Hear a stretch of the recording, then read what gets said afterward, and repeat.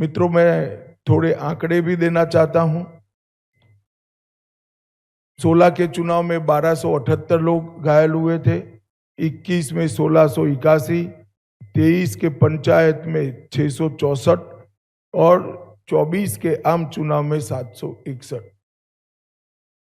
उसकी तुलना में 30 से कम लोग कल घायल हुए। ये बताता है कि बाय एंड लार्ज चुनाव शांतिपूर्ण तरीके से हुआ है और मृत्यु का आंकड़ा एक भी नहीं है।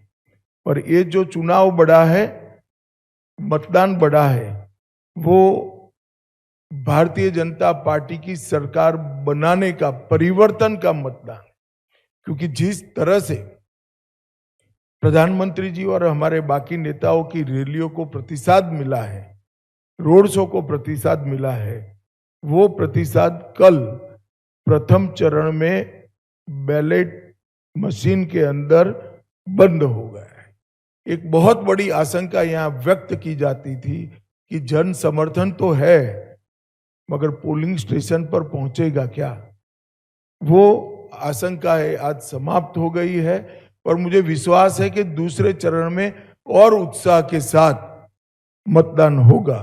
भारतीय जनता पार्टी की सरकार बंगाल में बनने के बहुत बड़े मायने, हमारी सबसे पहली प्रायोरिटी होगी कि बंगाल की महिलाओं को हम सुरक्षा प्रदान करें, उनको भय से मुक्त करें। जिस राज्य की महिला मुख्यमंत्री ये कहती हो कि 7 बजे के बाद महिलाओं को घर से निकलने की जरूरत क्या है, मैं मानता हूं उनको शासन करने का कोई अधिकार नहीं। मैं आज बंगाल की माताओं बहनों को आश्वस्त करना चाहता हूं कि 5 तारीख को भारतीय जनता पार्टी की सरकार बनने के बाद रात को 1 बजे भी छोटी सी बच्ची, किशोरी स्कूटी लेकर निकलेगी, कोई गुंडा उसके सामने आंख उठाकर नहीं देख पाएगा। और ये प्रतीकात्मक रूप से हमने आरजी कर की पीड़िता की माताजी को और संदेश खाली की पीड़िता को भी हमने प्रत्याशी बनाया। जो बंगाल के टीएमसी के गुंडों की विक्टिम थी, वो असेंबली में बैठकर एक गुंडों के खिलाफ कठोर प्रशासन के नियम बनाने का काम करेगी। मुझे लगता है बहुत बड़ा परिवर्तन आने वाले दिनों में होने वाला है।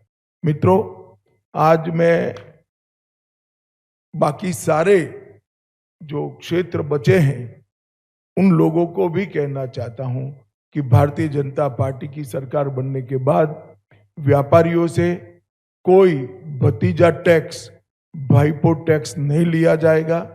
सिंडिकेट को हम समाप्त कर देंगे। जो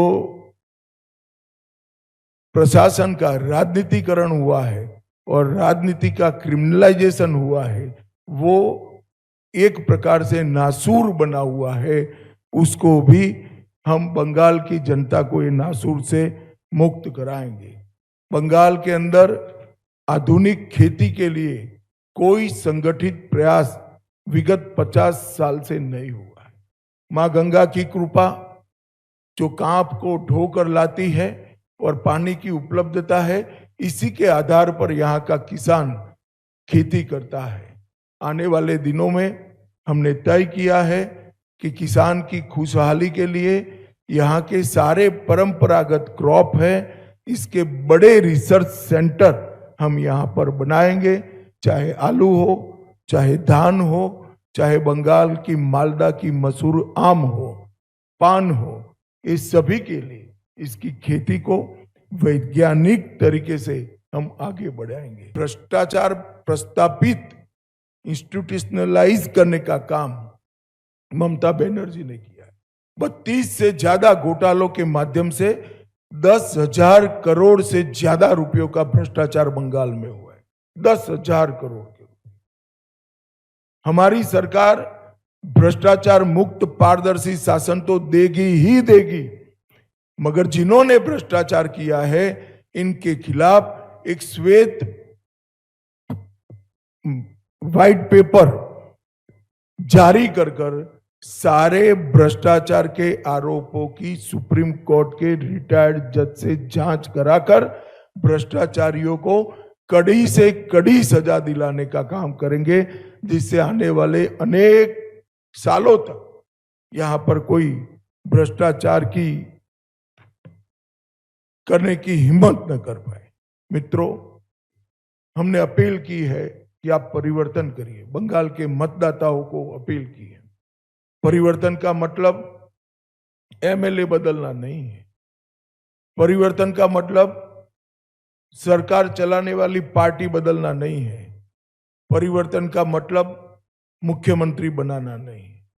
परिवर्तन का मतलब है घुसपैठ मुक्त बंगाल बनाना, घुसपैठ न हो ऐसी सीमाएं बनाना, भ्रष्टाचार से मुक्त प्रशासन देना, तुष्टीकरण की राजनीति से बंगाल को पूर्णतया मुक्त कर देना, रंगदारी और सिंडिकेट राज समाप्त करना, विकास की तेज रफ्तार, उद्योगों के लिए लाल जाजम बिछाकर उनका स्वागत और इसके माध्यम से युवाओं के लिए रोजगारी को आगे बढ़ाना, आधुनिक इंफ्रास्ट्रक्चर और इन्वेस्टमेंट दोनों के लिए short term long term policy बनाना और संसाधन जुटाकर इसको जमीन पर उतारना, कानून का राज प्रस्तापित करना, कैडर के राज से बंगाल की जनता को